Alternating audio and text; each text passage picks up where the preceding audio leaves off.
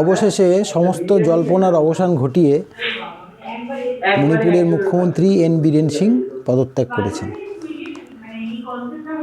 তিনি পদত্যাগ করেছেন ঠিকই, তাতে কি মণিপুরে শান্তি শৃঙ্খলা ফিরে আসবে?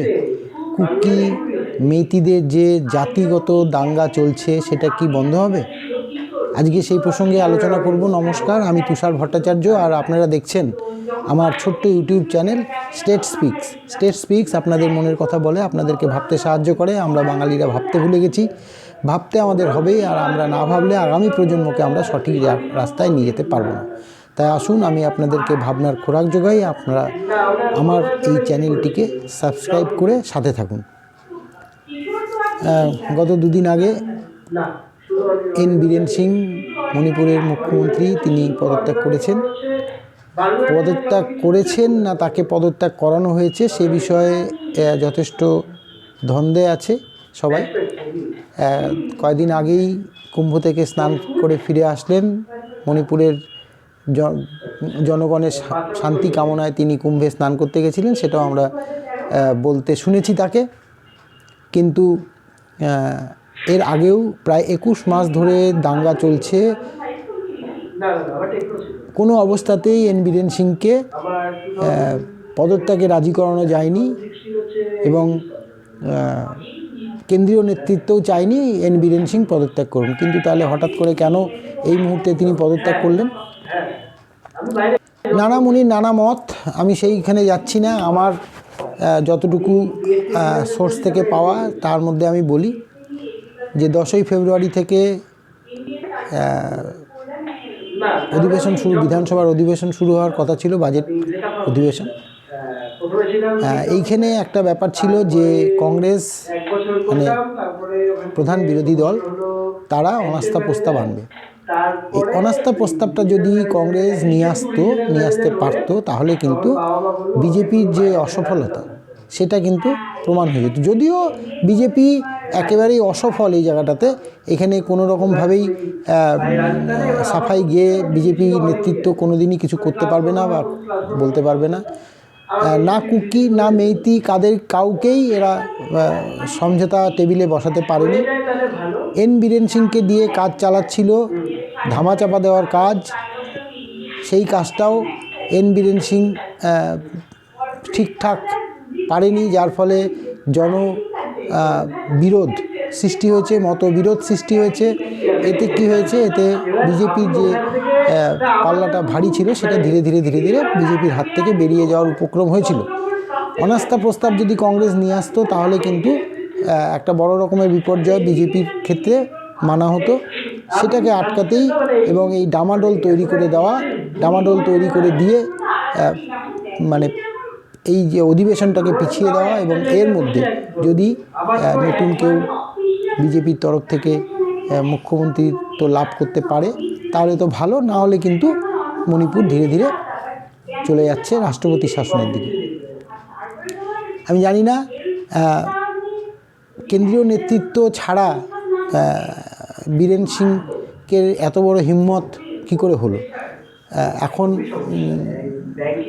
এই পরিস্থিতিতে আমি যেটা ব্যাখ্যা করলাম যে এই যে বিরোধী দল কংগ্রেস যদি অনাস্থা নিয়ে আসতো তাহলে একটা ডিফিট হয়ে যেত বিজেপির, সেইটাকে আটকানোর জন্যই এই পদক্ষেপ নেওয়া বলেই সবাই মনে করছে। আমিও সেটাই মনে করি যে বিজেপি এই জায়গাটাতে সাকসেস পায়নি।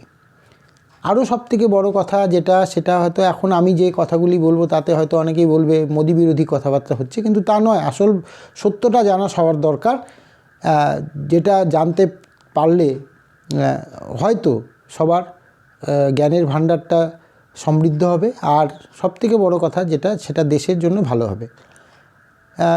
দেখুন, আজ পর্যন্ত 21 মাস ধরে সেখানে দাঙ্গা চলছে, ভয়ঙ্কর ব্যাপার, অনেক লোক মারা গেছে, নানা রক্তক্ষয়ী সংঘর্ষ যাকে বলে, সেই রক্তক্ষয়ী সংঘর্ষের একটি বারের জন্য আমাদের প্রধানমন্ত্রী নরেন্দ্র মোদী একটি বারের জন্য সেখানে তো জানিনি মণিপুর নিয়ে কোনো জায়গাতেই কোনো রকম কথা তিনি বলেননি।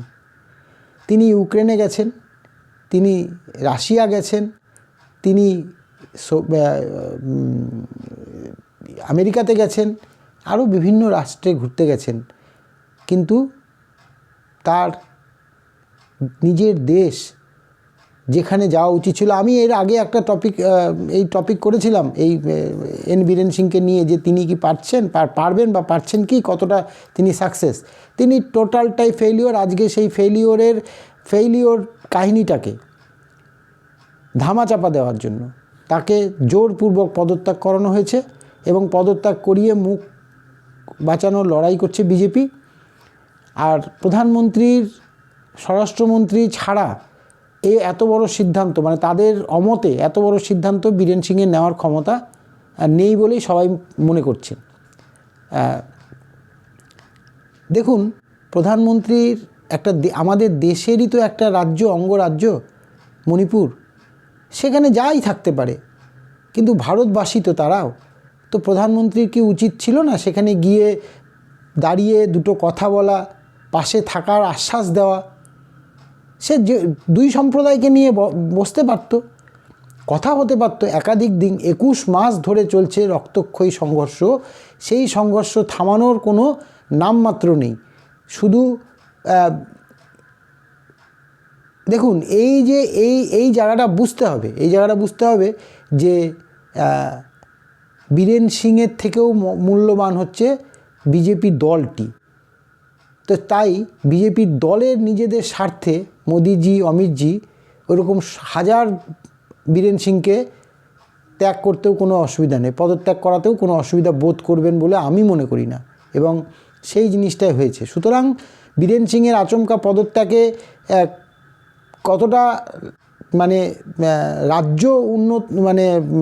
রাজ্যের কতটা মঙ্গল হবে সেটা আমি জানি না, তবে বিজেপির কিছুটা হলেও মঙ্গল হচ্ছে, এটা পরিষ্কার।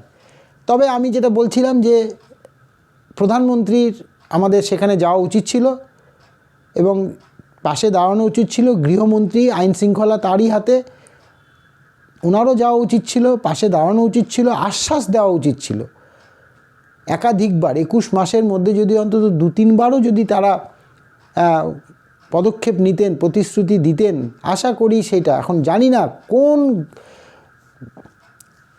ঘটনার জেরে তারা যাচ্ছেন না বা গেলেন না, বা যাবেন কি, আদৌ যাবেন কি না সেটা জানা নেই। তবে উত্তর পূর্বাঞ্চল সবসময় অবহেলিত, কংগ্রেস আমলেও অবহেলিত ছিল, আজকেও দেখা যাচ্ছে বিজেপির আমলে, বিজেপি শাসিত রাজ্য হয়েও অবহেলিতই থেকে গেল সেখানকার জনগণ। আজকে বিজেপি, এই যে বীরেন সিং কতটা সাফল্য পেয়েছে, কেন পারল না, কোন অ্যাঙ্গেল থেকে বিফল হলো? অবশ্যই হয়তো তার শত ইচ্ছা থাকা সত্ত্বেও সেন্ট্রাল বিজেপির অঙ্গুলি হিলনের ফলে তিনি হয়তো অনেক সময় অনেক কাজই সদর্থকভাবে করে উঠতে পারেননি, যেটা খবরে প্রকাশ। এবং এই খবরে প্রকাশের হাল ধরেই যদি আমি বলি যে তাহলে রাজ্যটায় বিজেপি শাসন করার কতটুকু ক্ষমতা থাকা উচিত? যে রাজ্যটার অধিবাসীরা, সেখানকার জনসাধারণ যদি একটা দলের সাহায্যই না পায়, শাসক দলের সাহায্যই না পায়, আমি না কুকির সাপোর্টার না মেইতির সাপোর্টার, আমি দুজনেরই সাপোর্টার। আমি কুকিকেও দেখতে চাই ভালোভাবে বসবাস করুক, মেইতি সম্প্রদায়কেও দেখতে চাই তারা ভালোভাবে বসবাস করুক। ভারতবর্ষ আমাদের স্বাধীন দেশ, কেন এরকম দ্বিচারিতা হবে? এই দ্বিচারিতায় কেন ভুগবে উত্তর পূর্বাঞ্চলের লোকজন? কেন সেইভাবে ট্রিট করা হবে না? সঠিক পদক্ষেপ সঠিক সময়ে নেওয়া যাবে না? ইংরেজিতে একটা কথা আছে না, স্টিচ ইন টাইম সেভ 9। এক্ষেত্রেও সেটা করা উচিত ছিল। অশান্তির আগুন অল্প জ্বলার সাথে সাথে সেটাকে নিভিয়ে দেওয়া উচিত ছিল, কিন্তু কোনোভাবেই। আজকে কিন্তু মণিপুর পুরো সাংবিধানিক সংকটের মধ্যে দিয়ে চলছে। এখানে আমি যা রিপোর্ট পেলাম সেটা হচ্ছে যে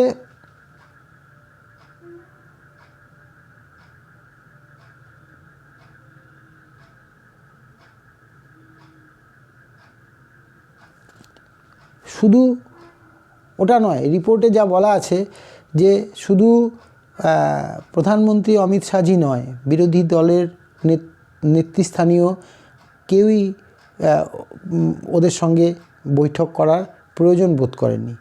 প্রধানমন্ত্রী চায় পে চর্চা, পরীক্ষা পে চর্চা, ইউক্রেন সফর, সেখানকার যুদ্ধে নিহতদের শ্রদ্ধা জানাতে যেতে পারেন, অথচ এইখানে দুই সম্প্রদায়ের যুদ্ধের নিহতদের জন্য একটি বাক্যও তিনি উচ্চারণ করতে পারেন না। এইটা একটা দ্বিচারিতা আমি মনে করি।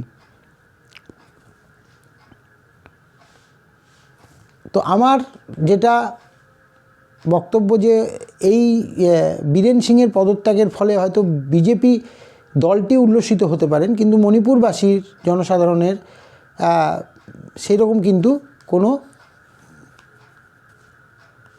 আশু পরিবর্তনের কোনো সম্ভাবনা কিন্তু দেখা যাচ্ছে না। আর এই দেখা যাচ্ছে না বলেই আমরা কখনোই বলতে পারবো না যে মণিপুরে শান্তি, বীরেন সিং পদত্যাগ করার পরে শান্তি। বীরেন সিং কিন্তু কিছুটা হলেও আমার কাছে যতটুকু খবর এবং সংবাদ মাধ্যমে যতটুকু জানতে পারি আমরা, কেননা উত্তর পূর্বের খবরগুলি আমাদের এদিকের পত্রিকাগুলিতে পাওয়া যায় না, ইংরাজি পেপারগুলি ঘাটলে একটু একটু পাওয়া যায়। তো সেই অবস্থা আর কি। তো বীরেন সিং কিন্তু প্রথম দিকে একটু চেষ্টা করেছিলেন, কিন্তু তারপরে কোনো এক অজ্ঞাত কারণে তিনি সাইলেন্ট হয়ে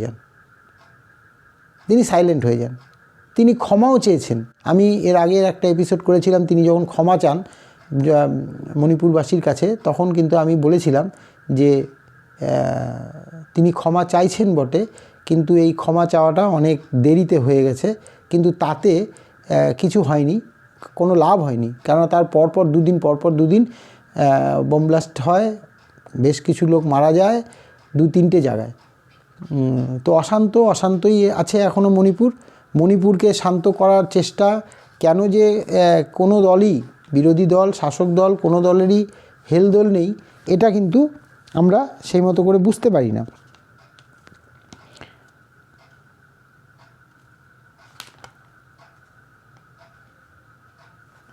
তো যাই হোক, মণিপুর নিয়ে আজকে আমার এটাই ছিল একটা টপিক, যে মণিপুর বিজেপি শাসিত হয়েও সেন্ট্রালে, মানে ওখানে যদি ওই বলে না যে ডবল ইঞ্জিন সরকার, তো ডবল ইঞ্জিন সরকার মণিপুরের ক্ষেত্রে একেবারে মুখ থুবড়ে পড়েছে। এই ডবল ইঞ্জিন সরকার এরকমভাবে কোনো রাজ্যেই দরকার বলে মনে হয় না। কারণ যে সরকারটা সঠিকভাবে আইন শৃঙ্খলা পরিস্থিতি মেনটেন করতে পারবে, সে যে দলেরই হোক, আইন শৃঙ্খলা পরিস্থিতি, রাজ্যের শান্তি শৃঙ্খলা পরিস্থিতি, মেয়েদের সুরক্ষা, সম্প্রদায়ের সুরক্ষা, জাতি ধর্ম নির্বিশেষে সুরক্ষা দিতে পারে না, সে সরকারের থাকার থেকে না থাকাই ভালো, সে যে সরকারই হোক। আমি বলছি না যে ওই সরকার ভালো ওই সরকার খারাপ, কিন্তু এই যে বলে না এরা ডবল ইঞ্জিন সরকার হলে এই হবে ওই হবে, তো ডবল ইঞ্জিন সরকারের আশা নিয়েই তো হয়তো মণিপুরবাসী ভোটটাও দিয়েছিল। তো সেই ক্ষেত্রে ডবল ইঞ্জিন সরকার হওয়ার ফলে কী লাভটা হলো? এখানে তো কোনো লাভের কোনো মানে চিত্রনাট্যই তৈরি করতে পারলো না। 21 মাস ধরে রক্তক্ষয়ী সংঘর্ষে দুটি সম্প্রদায় লিপ্ত হয়ে আছে, তাকে থামানোর জন্য কোনো ব্যবস্থা, কোনো বৈঠক, কোনো আলোচনা কোনো দলের পক্ষে, কোনো না কেন্দ্রীয় সরকার না রাজ্য সরকার, কোনো তরফ থেকেই কোনো হেলদোল আমরা কিন্তু দেখতে পারলাম না। সুতরাং অনিশ্চিত থাকলো মণিপুরের শান্তি শৃঙ্খলা আদৌ ফিরে আসবে কি না, আদৌ আসলে কবে আসবে, কিভাবে আসবে, আমাদের কাছে এটাই এখন সবথেকে বড় কোশ্চেন মার্ক। এক্ষেত্রে আমি আবেদন করব কেন্দ্রীয় স্বরাষ্ট্রমন্ত্রী, কেন্দ্রীয় আমাদের দেশের প্রধানমন্ত্রীর কাছে, যে আমরা ভারতীয়, আমরা যে প্রান্তে যারা থাকি, আমাদেরকে যদি প্রয়োজন হয়, যদিও সেখানে আপনাদেরই সরকার চলছে, তা সত্ত্বেও কেন এই হিংসা থামানো যাচ্ছে না? আপনারা একটু সচেষ্ট হন এবং চেষ্টা করুন যাতে এই দুই সম্প্রদায়ের যে রক্তক্ষয়ী সংঘর্ষ, এটার থেকে এই দুটো জাতিকে বিরত রাখা যায়। আজকে এই পর্যন্তই। আমার প্রতিবেদন যদি ভালো লেগে থাকে, আমি একটু মানে অন্যরকম প্রতিবেদন করার চেষ্টা করি, সবার ক্ষেত্রেই হয়তো ভালো নাও লাগতে পারে, কিন্তু আমি চেষ্টা করি যে আপনাদেরকে একটু অন্যরকম খবরগুলি দেওয়ার। তো আজকে মণিপুর দিলাম, আগামীকাল আবার দ্বিতীয় এপিসোড হিসাবে বিজেপির পশ্চিমবঙ্গের কতটা সম্ভাবনা সেটা দেব, দেখতে ভুলবেন না, সাথে থাকবেন, ভালো থাকবেন, সুস্থ থাকবেন। ভালো লাগলে চ্যানেলটি সাবস্ক্রাইব করবেন, লাইক শেয়ার কমেন্টস করলে আরও ভালো হয়। আজ এই পর্যন্তই, নমস্কার।